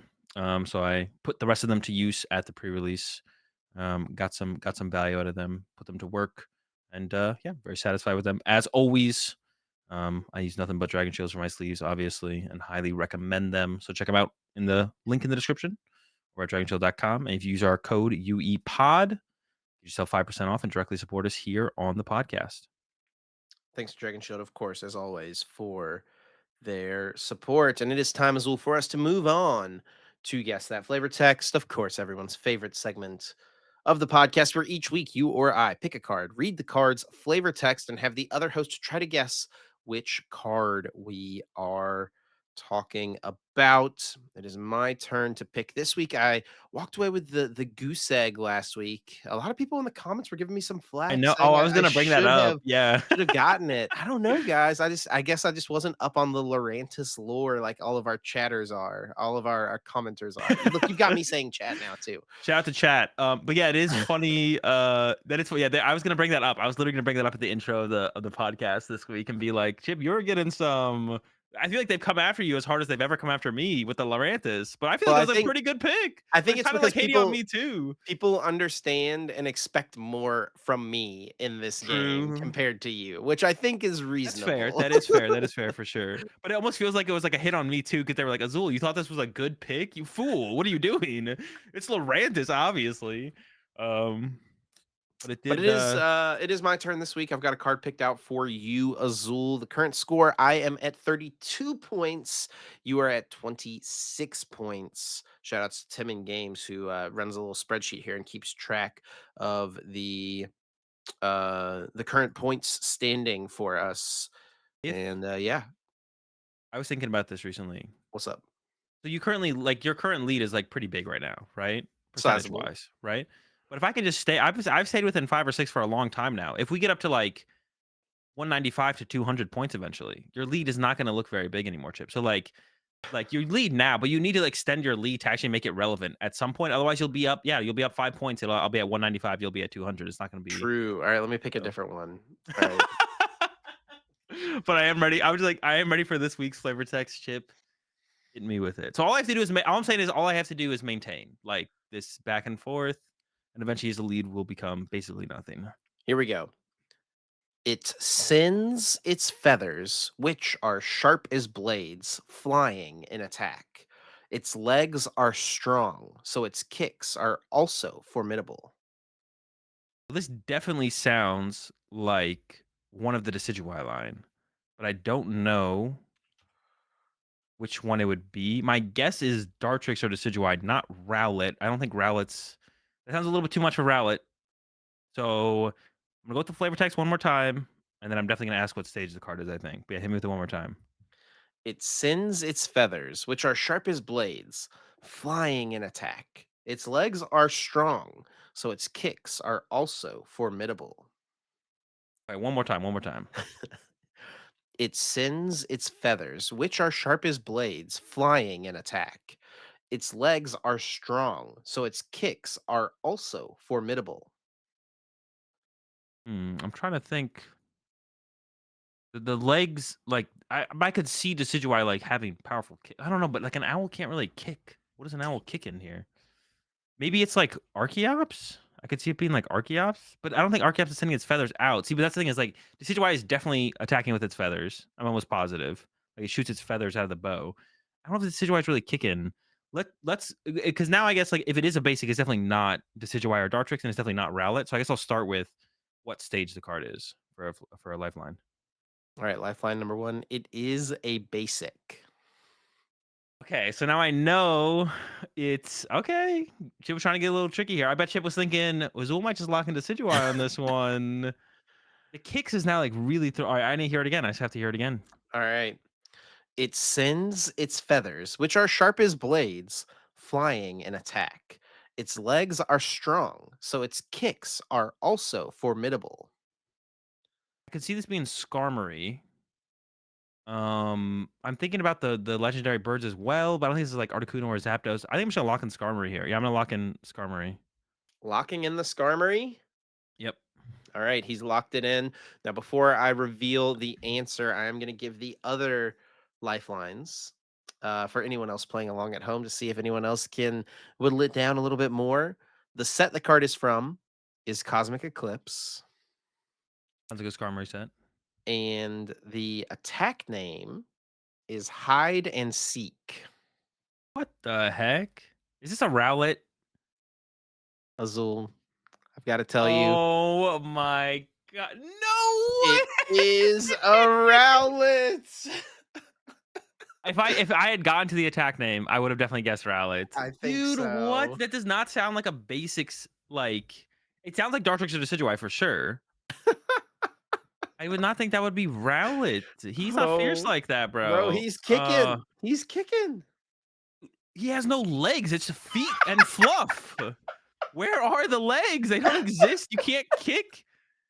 He can like bop you with him. Like he can like walk up to you and like lean on his side and like what like waddle into you with it. Holy They're just not real. cow. Is that photoshopped on the Rowlet? We need some fan art of Rowlet kicking Azul or something now. Dude, Oh, that's so good, dude. legs are so it's kicks. Dude, that is ridiculous. I'm actually like kind of annoyed. I mean, if I'd used all lifelines, I probably would have got to Rowlet for sure. I would have come back around and be like hide and seek. Well, like it can't be Skarmory. Skarmory's got some decent legs on it too, right? He's Where's got legs Skarmory? for sure. Yeah, yeah, more than Rowlet. The stumps are like feet. Yeah, look at those things. Those are some Skarmory was legs. honestly a pretty good guess. Yeah. I didn't know what I thought you would guess, but I just knew reading this lifeline. Like I knew like you would probably like think about Decidueye, but I just was like, there's no way he will think this is Rowlet. Yep, I didn't. I did not think that would be relevant at all. Should have used more of your lifelines, buddy, because you could have come away with at least something. Got an A point, but this time, no. Azul walks away with 0 points. Let us know in the comments how many points you got this week from the Rowlet. I mean, yeah, some people had to have been stumped like me, I feel like, on that one. Once they figured out it wasn't a basic, they were like, "Wait, could that be Rowlet still?" But I don't know, a lot of people like Rowlet, so a lot of people are probably invested in Rowlet's lore, for sure. Also, the hide and seek attack name does make me think of Samuel has started to really enjoy playing hide and seek, but he is very, very, very bad at it because I mean, he's good enough at seeking, like he'll count to 10 and like come try to find me. But when it comes to hiding, I'll like count and he'll go hide. And then I'll open my eyes and I hear him. I'll say, like, ready or not, here I come. And I just hear him giggling. He's just laughing wherever he went to. And I'll say, like, where's Samuel? Is he in the kitchen? And then from like around the corner, I'll hear, no. I'll peep into the bathroom. Is he in the bathroom? No. That's pretty good. It's so good, man. Kids are awesome. All right. All right. Oh, We got a tournament coming up. We just had a tournament over the weekend, the tournament over in China, and we've got another TPCI or TPCI regional coming up this weekend over in Europe, over in Gdansk. So current formats. there was Sergey an event starts. in the current format as well this past weekend. Oh yeah, we can start there. Yeah, that's the Philippines Premier Ball League. Had around 305 players, it looks like. Um, Tuned in for a little bit. And yeah, their format, like I was mentioning, is best of one Swiss, best of one top cut. I yep, think all the way through the finals as well. And they do have the Lugia, same card pool as us. yeah, And yeah, Lugia was eventually the deck that took it down. Looks pretty similar. Oh, we got it's some pretty close some to what Yurko had been playing. Nothing, yeah, nothing too crazy for yeah. sure. The Um, Thornton, the Wellspring Mask. These are all things like we've seen before, right? yeah, and Pretty heavy on the search cards here. 2 Nest Ball and 2 Great Ball. yeah, that's the thing that's what Yurko was running. I think in the Okay, regional okay. Couldn't that he remember his won. counts So there exactly. yeah, and also had the Thorn as well. So yeah, nothing too crazy, and not a surprise either. Lugia, I mean, yeah, Lugia's pretty good. Second place list was Charizard. It is indeed playing the Dusknoir. Yep, Charizard, Pidgeot, Dusknoir.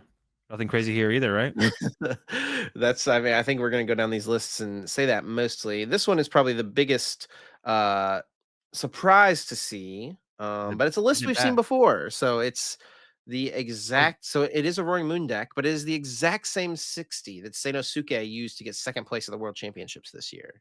yeah, yeah. So good aggressive deck. It doesn't feel too powerful in the current format, so I'm a little bit surprised to see it make it this far, to be honest. Yeah. Um, but yeah, once again, nothing crazy and When it wild. comes to like the basic aggressive decks, it feels really tough to want to play anything besides Raging Bolt right now. Yeah, so it got a little bit more depth to its game plans than the moon does. We do see a Reggie Drago in fourth place. This is the same 60 that James Cox used to win Lil, popularized by John Eng and Isaiah Bradner's testing crew Yep. at the Dortmund Regional Championships, the 1-1 Noctowl line. It turns out John and Bradner went a little bit overboard with the 2/2 owl. Reining it back in, I think, is maybe what is correct. Best course of Uh, action. yeah, or further. I haven't seen a 3/3 Noctowl yet, so maybe Bradner and John are cooking it up. We've got a Palkia Dusknoir at fifth place. Yeah. Once again, nothing too crazy. Heavy on the Iridas, actually. The supporter count, 8 supporters, I guess, is something to shout out there. Also, has the boss's orders. We haven't seen that too much.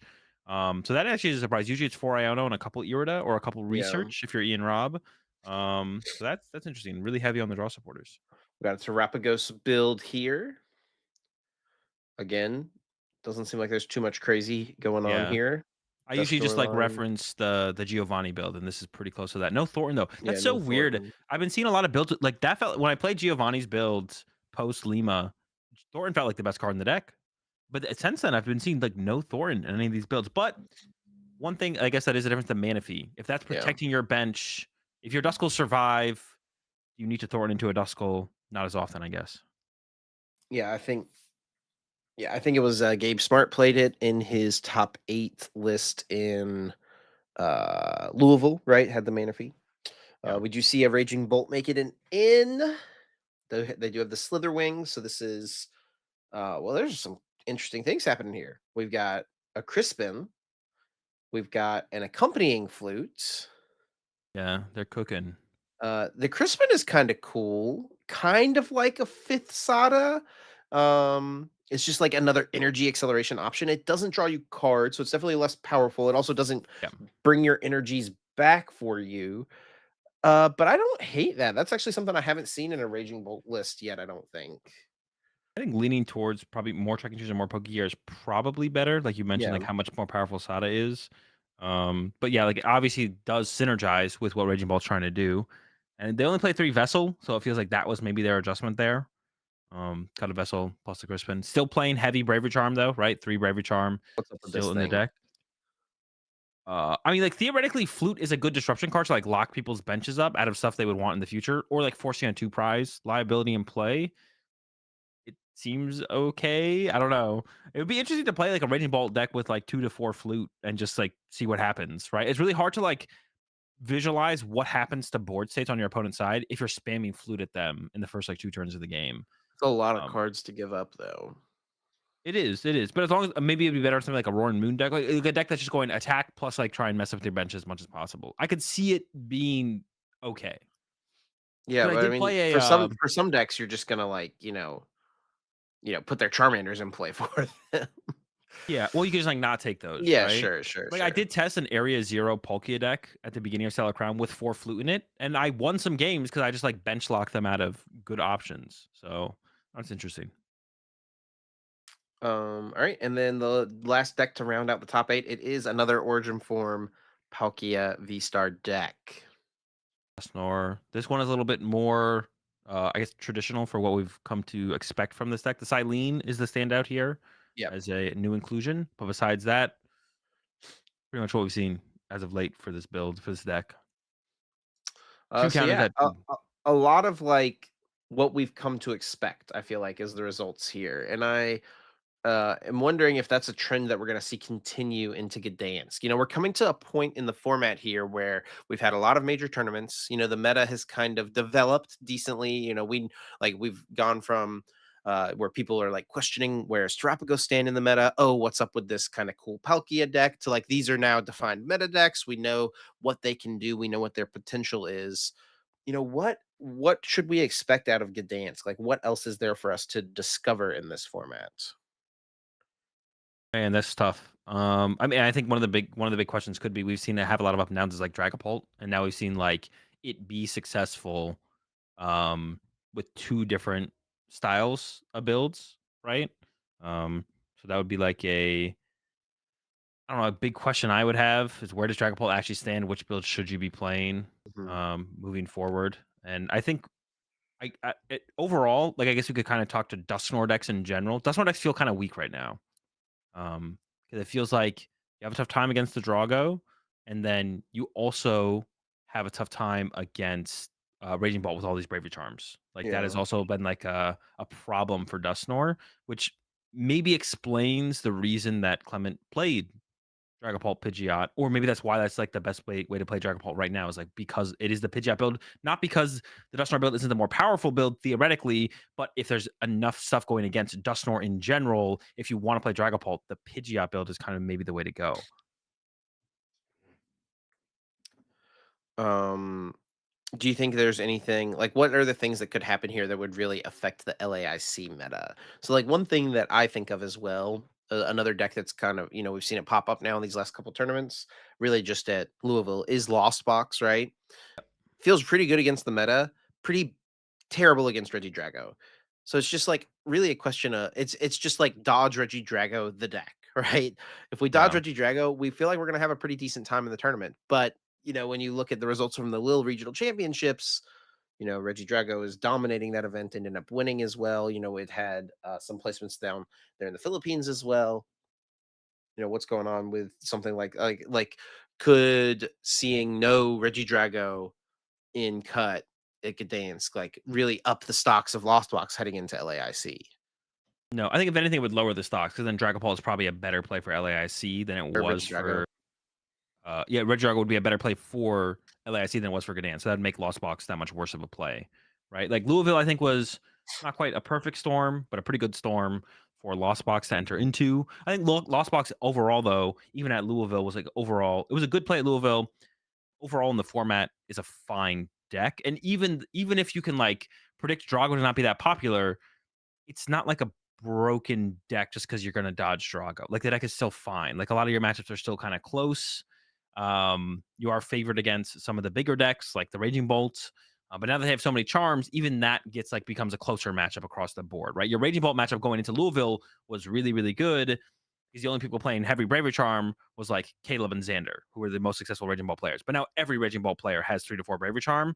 That matchup took a pretty big hit, and then, like, I moving mean, forward. in that finals match, though, obviously Michael did end up losing, but like, especially after game one, that matchup felt impossible for Caleb. Like, Caleb just got destroyed in the first game, and then Davidson drew past in the first game, effect or the second game, effectively. Yeah. Davidson also like didn't play Chorus basically at all in the entire finals, like all three games. Yeah, I mean, I still think it is like it definitely is a difference maker though. Like all these little things, like that's why I think Raging Bolt had such a worse tournament at Lille was Charizard playing vacuum, you don't auto lose, but it gets worse. Lugia playing jamming tower, you don't auto lose, but it gets worse. If everything has a jamming tower and a vacuum though, it's like, well, this kind of sucks, right? So you don't auto lose to any of the matchups all of a sudden, but they all get a little bit worse, and that hurts your overall expected win percentage, right? So now Raging Bolts have now people expect Lost Box is maybe one thing to even look at. There's gonna be a little bit more Manaphy moving forward, probably as well, especially with Drago. Drago would also influence Manaphy being a little bit more popular. The Raging Bolts do have the Bravery Charms. Still a good matchup, but it became a worse matchup, right? So yeah, Lost Box is a fine deck, I feel like. I don't think there's really anything that would change at Gdansk that would make Lost Box. I don't think they're like neither of these tournaments will line up for Lost Box the way Louisville did. I think that was like really good meta call for that tournament specifically, but the chance that it lines up again is pretty unlikely. So are Regidrago and Lugia that good? Like, are they those are the two decks that are separated from the rest of the decks in the format? Is Yeah. it them? I think so, yeah. I think Lugia is the best deck in the format. I think it like not by a lot over Drago, but I think it's like solidly above Drago. Like it is like a step above Drago. And I think Drago is the second best deck. Is solidly the second best deck kind of by itself. Of course, meta specifically, other decks could kind of meet it in that tier or even meet Lugia in its tier for certain metas. But format wise, like I think those two have like solidified themselves for sure as Lugia's the best deck, Drago's the second best deck. Because Drago definitely has more flaws, right? Unfavorable Raging Bolt matchup to favorable Raging Bolt matchup if you look at Lugia, right? So that's like the big one to look at. Raging Bolt's super popular, but it's not as powerful of a deck. But those two have definitely separated themselves in terms of the two best decks in the format due to their power, right? Just like the things that those decks can do, no deck is really keeping up on that level with the amount of options, powerful options like turn to turn that they have. So I am pretty confident in those two decks as to being the top two in terms of power. Now they're not always going to be the best plays though, right? They're not always going to be the best plays, but Lugia probably will be always the best play. Regidrago could definitely fall out of being like the second best play. It's not going to be the second best play at every single tournament in this format. Yeah, It's pretty Lugia is good. the deck that like there are the answers to it in the format, right? It's not Sinnoh, overly Enhanced respected Hammer, though. Spirit. We've seen Spiritomb popping up in a decent Yeah. amount of decks now. Not a decent amount, but like it's Spiritomb's there, Spirit people are playing Spiritomb here and there a little bit. Um and it's really good against Lugia. Like shutting off access to Luminion is huge against Lugia. Yeah. Um Pretty good win condition. Like, yeah, it's like pretty good. Like they don't always need Luminion, but the amount of times that they need Luminion makes Spiritomb pretty good against them for sure. yeah. Um Where do you think Raging Bolt stands? And I think a lot of people probably know your answer to this. You've kind of not really been liking Raging Bolt that much this format, but we have seen it have success. Yeah, Obviously, Caleb gets the win with it in Louisville, but then we look at Lil, and it doesn't really do too much of anything. We get a top 8 finish, but it's compared to conversion like rate. its play rate, it's just plummeting down. Yeah, I think it was just like a really bad play for Lil. Like I said, every deck had a jamming tower or a vacuum. So I think it was like a fine play for still Lil. Still, I guess it wasn't like a really bad play. It was just like for Louisville, really good play with the heavy bravery charms. And I think that's still the way the deck to play the deck moving forward. Even if every deck has a vacuum and a jamming tower, playing 4 Bravery Charm, and actually maybe even going further, 1 Ancient Booster plus 4 Bravery Charm, Hold maybe. up. Um, I think it's still the best way to play the deck, and it's still a fine play.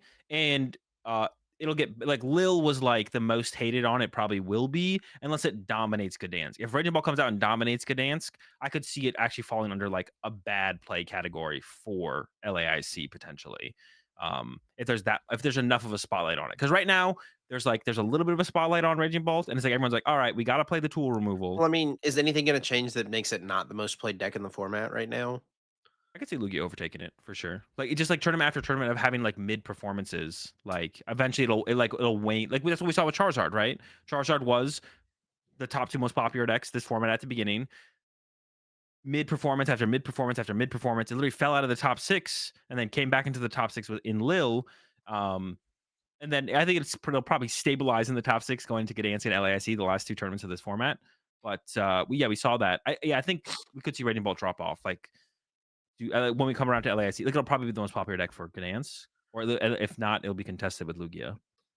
There is one more major event as well before Am I LAIC. missing It's one? the Buenos Aires special event Oh yeah, that is true. the week before. So we've got Gdansk, Buenos Aires, and then LAIC.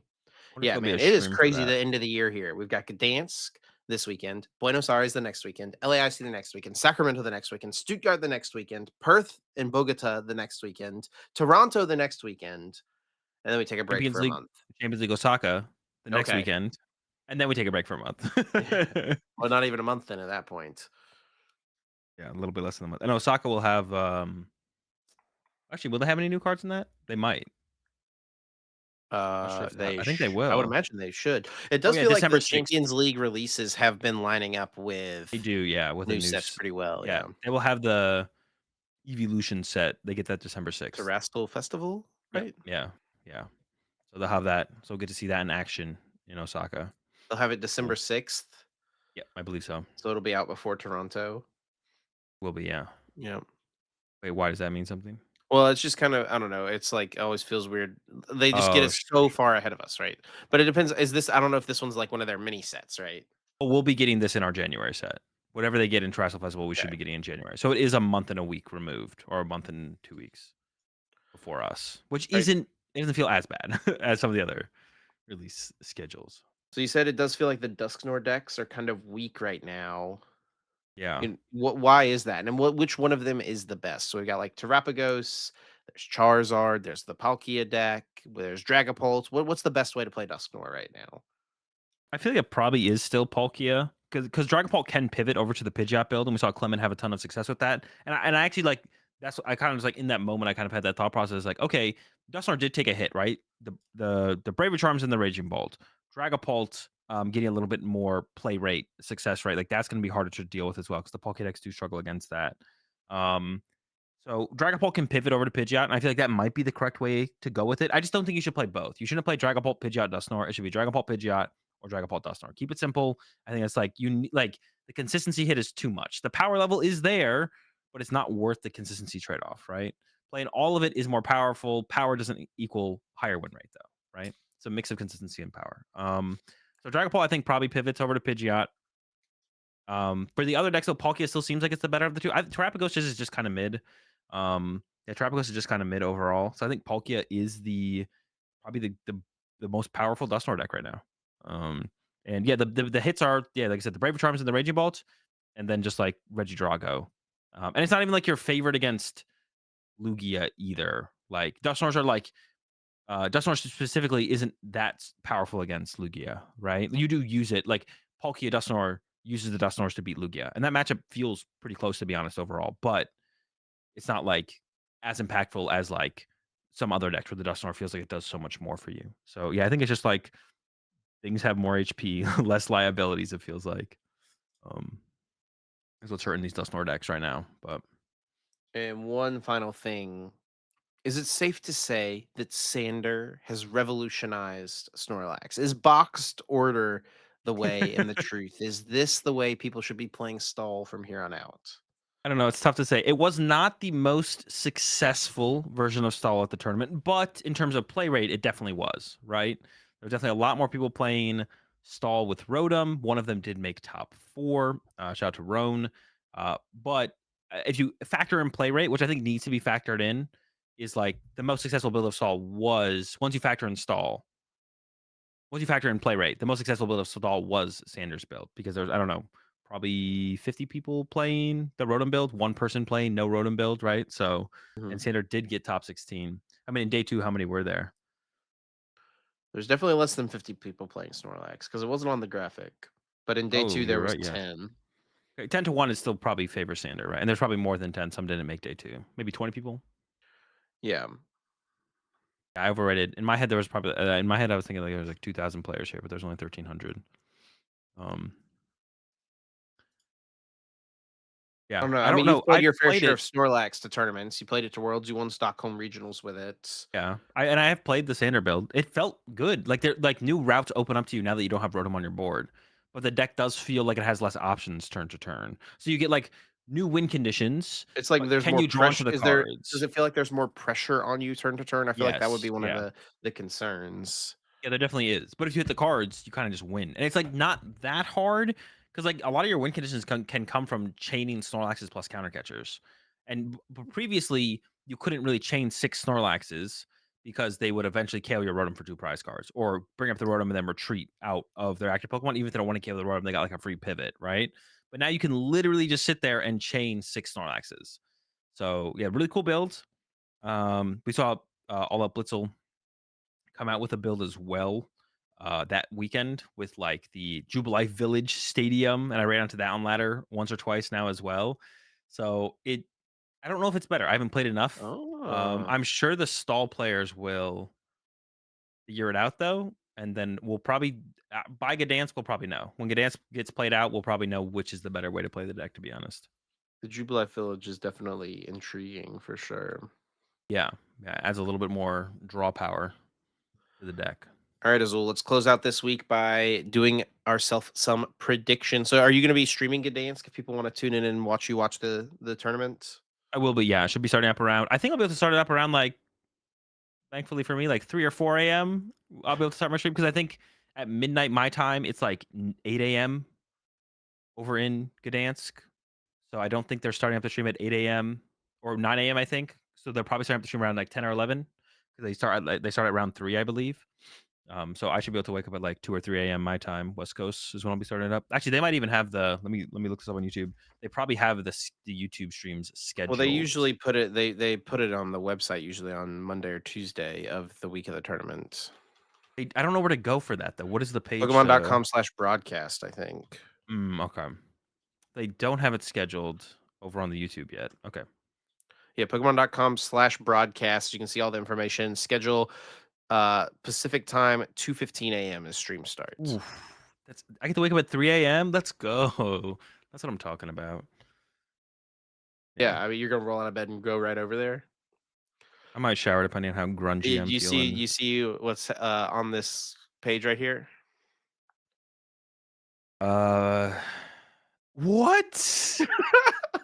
For those listening, Dude. they've got the list of commentators. We got Alex Dow, Pumpkin Amy, Joe Bernard from OmniPoke, and a newcomer, Jesper Eriksson. This is literally the only way he can participate in day two is to be part of the casting crew. The amount of winning ins he's lost in winning ins to day two he's lost in a row is pretty absurd. So instead of playing for the next day Holy too. cow. Jasper's got to go to the commentary booth to be able to participate in day two. All right, Jasper, I see you. I see you. You did not Congrats, just do my man like that. Holy congrats on your cow. first day two. Definitely Oh. be interested to see like Jasper is like you know a decently high level player, understands the game very well, has been around for a long time. So I'd be interested to see what he kind of brings to the commentary. I feel like Well, I mean, you're not he gonna find out. uh no, I won't find out, but people in my chat will tell me how he did. No, they Um, won't. They're watching you. No, people go back and forth. People make their Okay, way back okay, and okay. forth to like the main channel and my channel. So I'm sure I'll hear about it. If I don't hear about it while I'm streaming, I'll hear about it the next day. Yeah, grats to Jesper as well, though. I guess getting his first commentary break. That's cool to see. It's really cool to see players, right? Of like that caliber getting their way. I mean, you even have like two more on the desk as well, Joe and Dow. But now we got Jesper join the crew overall. Like from being like that high level player to being the commentator. Now, will they be able to Commentate as well as they play will be the question, of course, but I have faith in Jesper, so excited for him for sure. Definitely, definitely. All right. So our first prediction here, we it's kind of become a bit of a trend A good trend uh, though. of dunking on the EU. Well, it's definitely just like a US versus EU thing, you know. It's a friendly banter, you know. They have their beans on toast, we have real food. They They have don't know how to take Pokemon from tournaments, you. and then people not from Europe turn up to win them. Will a European player win the Gdansk Regional Championships? We see they've had two regionals. Dortmund won by Ryuki from Japan. Lille won by James Cox, 80% Australian, 20% European. Uh, will a European player win Gdansk? Our first prediction, Azul, yes or no? I think I know what you're saying. I gotta go with no. It would just be so epic, like for the meme to continue. So I don't know. I think there are some American players who are making their way over to Gdansk. I'm not exactly sure who's going to be there, but I hope it's as many as possible. And I hope Gdansk is won by a non-European this week. And I'm going that they are not going to get it against the odds here, obviously. Or am I? Is it there just that skill diff against the rest of the Holy cow. the skill diff enough for someone from Japan or Australia or America? Let's see James get the back to back, right? That'd be pretty sick. Gets his All first right. dub, and then gets the back to. I'm sure James will be there, I wonder if so the rest of the Australian crew stayed for this tournament. I wouldn't be surprised if they did actually, especially Brent. I don't know about Kywin, but I wouldn't be surprised if Brent had just stayed till Gdansk. Yeah. Brent's due for a dub. Hasn't gotten one this season yet, so give Brent a dub as long as it's not Europe. Chilling, down for I'm gonna say no as well. A European will not win, it. and I'm gonna say that they're not gonna win until Oh my gosh. next season. No, I'm just kidding. Birmingham. We'll Next give them a year? couple events. We're gonna have someone else take down Gdansk and Stuttgart, and they can have someone finally get on the graphic in Birmingham. We'll say that. Yeah. They'll get on the board eventually. Don't worry. You guys will have your moment. Chill out. It's not that big of a deal. Take a couple L's. You'll get your dub. All right, next question. How many Reggie Drago do you think there will be in cut? There was 3 at Lille. There was just 1 at Louisville. What do you think?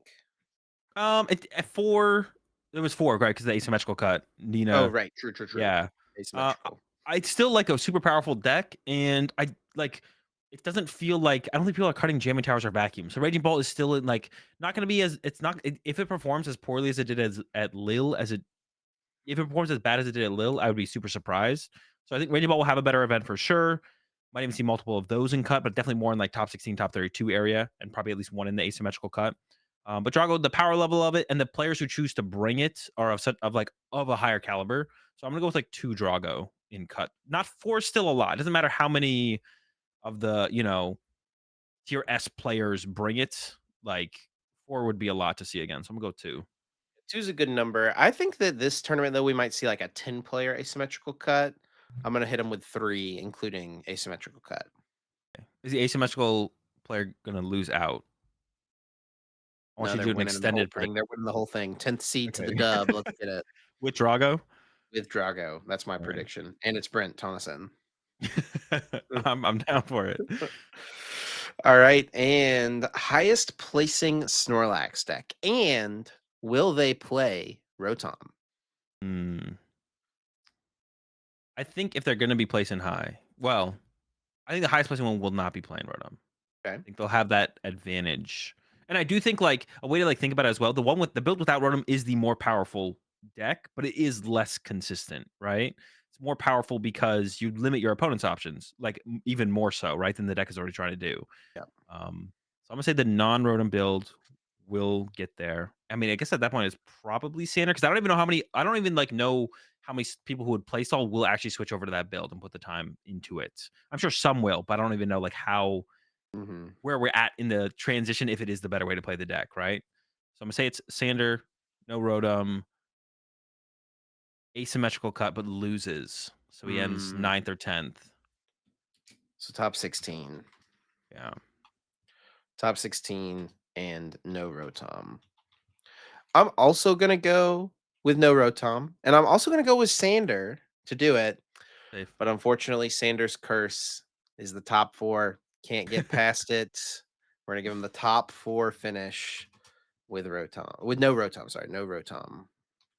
Definitely respectable. And honestly, like that is I feel like Sanders been a little quiet recently, but that is almost like where we expected him to like we were like one of our predictions for a couple times was will Sander make top 8? You remember when we Yeah. had that prediction? Yeah, So yeah, yeah, yeah. Sanders definitely been a little quiet recently, but definitely showed up at Lille and I like it when Sander shows up because he plays cool decks. Cool decks. So I like it when he not just shows up to the tournament, but goes far in them. He's always playing something different. Yeah. Alright. Well, Azul, I think that's all we've got this week. You got anything else you wanna say to the people? No, I think that's a wrap. Alright, well, thanks a bunch to everyone for listening as always, and if you want to support us here, easiest way to do it is to leave us a like, a review, a rating, subscribe to the channels. Best way to stay up to date with what we have going on. And if you want to show any monetary support, you can become a YouTube channel member or subscribe on Spotify and also gain access to our weekly bonus episode, which we'll get into here very shortly. But if you want to stay up to date with us on the regular, the best place to do it is over on Twitter. You can follow myself at Chipritchie Azul at Azul_GG. And then you can follow the podcast at uncommon_energy. I appreciate the support as always. Catch y'all next week, Wednesday morning, 7 a.m. Eastern. Catch y'all, some of y'all here in just a second in the bonus episode.